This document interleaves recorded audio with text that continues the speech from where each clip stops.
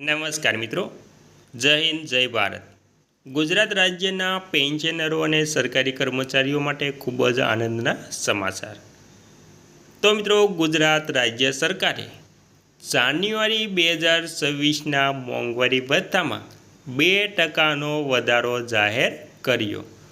તો મિત્રો, ગુજરાત રાજ્યના પેન્શનરો અને સરકારી કર્મચારીઓ ઘણા સમયથી એટલે કે લાંબા સમયથી મોંઘવારી ભથ્થામાં વધારાની રાહ જોઈ રહ્યા હતા। અંતે મોંઘવારી ભથ્થું જાહેર થતાં તમામમાં એક આનંદનો માહોલ જોવા મળી રહ્યો છે। તો મિત્રો, પહેલાં મોંઘવારી ભથ્થું જે 58% હતું તેમાં 2%નો વધારો કરી ટોટલ 60% મોંઘવારી ભથ્થું કરાયું છે। તો મિત્રો, આવી રીતે મોંઘવારી ભથ્થામાં વર્ષમાં 2 વાર મોંઘવારી ભથ્થામાં વધારો કરવામાં આવે છે। પહેલો વધારો જાન્યુઆરી અને બીજો વધારો જુલાઈમાં, એમ વર્ષમાં 2 વાર મોંઘવારી ભથ્થામાં વધારો જાહેર કરવામાં આવે છે। તેવો જ હવે 2026માં પહેલો વધારો જાન્યુઆરી 2026નું મોંઘવારી ભથ્થું જાહેર કરાતા તમામ પેન્શનરો અને સરકારી કર્મચારીઓમાં એક આનંદનો માહોલ જોવા મળી રહ્યો છે। તેથી તેમના પેન્શન અને પગારમાં પણ સૌથી મોટો વધારો થશે અને જે જાન્યુઆરીથી જે મોંઘવારી ભથ્થું લાગુ થયું છે તેને એરિયસ પેટે પણ રોકડમાં ચૂકવણું કરવામાં આવશે। તેથી આવતા મહિને પેન્શન અને પગારમાં ઢગલાબંધ વધારો જોવા મળે તેવી શક્યતા છે મિત્રો। અને મિત્રો, ત્યારબાદ તમને જણાવી દઈએ કે જે મોંઘવારી ભથ્થું જાહેર કરવામાં આવ્યું છે તેની પહેલાં કેન્દ્ર સરકારે તેમના કર્મચારીઓ અને પેન્શનરોના મોંઘવારી ભથ્થામાં વધારો જાહેર કર્યો હતો। ત્યારબાદ ગુજરાત સરકારે પણ મોંઘવારી ભથ્થામાં 2%નો જાહેર કરી દીધો છે। તો મિત્રો, તમામ વાત વિગતવાર જાણીએ તો તેમાં સૌથી પહેલાં આપણે જાણીશું કે ગુજરાત રાજ્ય સરકારે જે કર્મચારીઓના મોંઘવારી ભથ્થામાં 2%નો વધારો જાહેર કર્યો છે તે ક્યારથી લાગુ પડશે। તો મિત્રો, ગુજરાત સરકારે પોતાના કર્મચારીઓ અને પેન્શનરોનું મોંઘવારી ભથ્થું 58%થી વધારીને 60% કર્યું છે। આ વધારો 1 જાન્યુઆરી 2026થી અમલમાં રહેશે અને હાલ સુધીની તફાવત મે 2026ના પગાર સાથે મળશે। તો મિત્રો, આવી રીતે 2026થી મોંઘવારી ભથ્થું અને 2026ના પગાર સાથે તેની તફાવતની રકમ મેના પગાર સાથે મળશે। અને મિત્રો, ત્યારબાદ આગળ વાત કરીએ તો તે પહેલાં તમને એક નમ્ર વિનંતી છે કે તમે આપણી ચેનલમાં નવા હોય તો આપણી ચેનલને સબસ્ક્રાઈબ કરી લેજો અને વિડીયો ગમે તો લાઈક પણ કરી દેજો। તો મિત્રો, તમે સબસ્ક્રાઈબ કરશો તો આવી અવનવી માહિતીની નોટિફિકેશન સૌથી પહેલાં તમને મળી જશે જે વિડીયો આવે તેની। અને મિત્રો, ત્યારબાદ વધારામાં વાત કરીએ તો ગુજરાત સરકારના લાખો સરકારી કર્મચારીઓ માટે હાલ શુભ સમાચાર સામે આવ્યા છે। ગુજરાત સરકારે પોતાના કર્મચારીઓ અને પેન્શનરો માટે મોંઘવારી ભથ્થામાં 2%નો વધારો જાહેર કર્યો છે। સરકારી કર્મચારીઓને પહેલાં પોતાના પગાર ધોરણ મુજબ 58%ના દરથી મોંઘવારી ભથ્થું મળતું હતું, જેમાં સરકારે 2%નો વધારો કરી હવે 60%ના દરે મોંઘવારી ભથ્થું આપવાનો નિર્ણય કર્યો છે।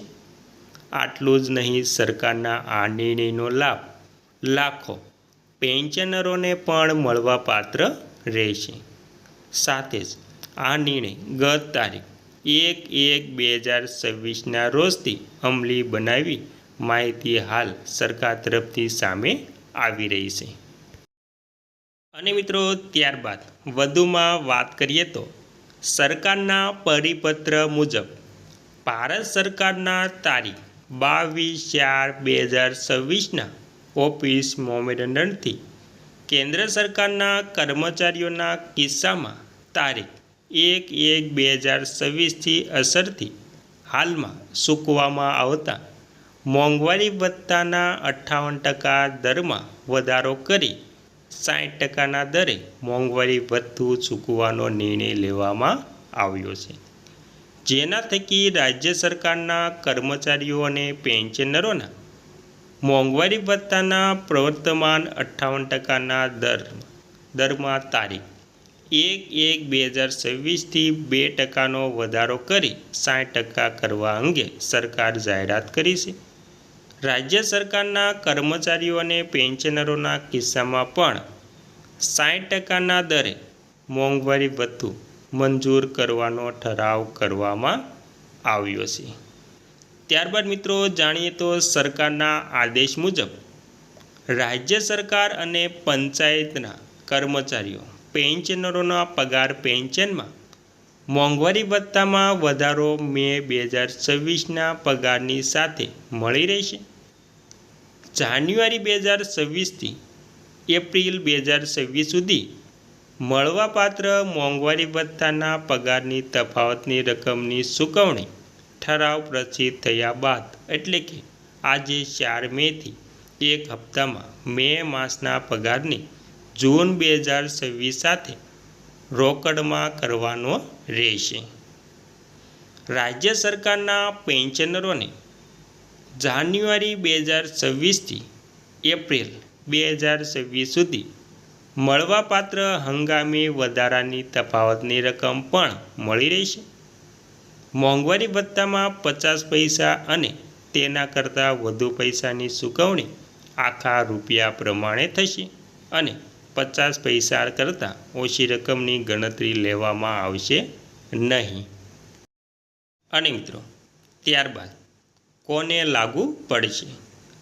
આ હુકમો જેમના પ્રોવિડન્ટ ફંડ ખાતા રાજ્ય સરકાર હસ્તક છે તેઓ રાજ્ય સરકારના તમામ કર્મચારીઓ તથા પંચાયત કર્મચારીઓ, માધ્યમિક શાળાઓ અને ઉચ્ચતર માધ્યમિક શાળાઓના શૈક્ષણિક અને બિનશૈક્ષણિક કર્મચારીઓ, સહાયક અનુદાન મેળવતી બિન સરકારી શાળાઓ, સંસ્થાઓ, જેમના કર્મચારીઓને રાજ્ય સરકારની મંજૂરીથી 7મા પગાર પંચ પ્રમાણે પગાર સુધારાનો લાભ આપવામાં આવેલ છે તેવા કર્મચારીઓને લાગુ પડશે.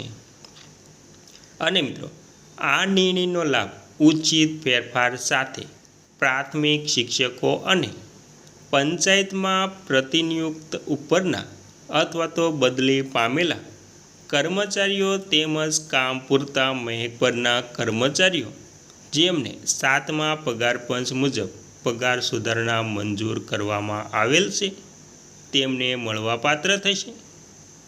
રાજ્ય સરકારની પ્રવર્તમાન નીતિ અનુસાર મોંઘવારી ભથ્થામાં થતો આ વધારો જેમને 7મા પગાર પંચ મુજબ પગાર સુધારણા થયેલ છે તેમણે મળવાપાત્ર થશે. આ હુકમનો અખિલ ભારતીય સેવા AIS અધિકારીઓને પણ લાગુ પડશે મિત્રો.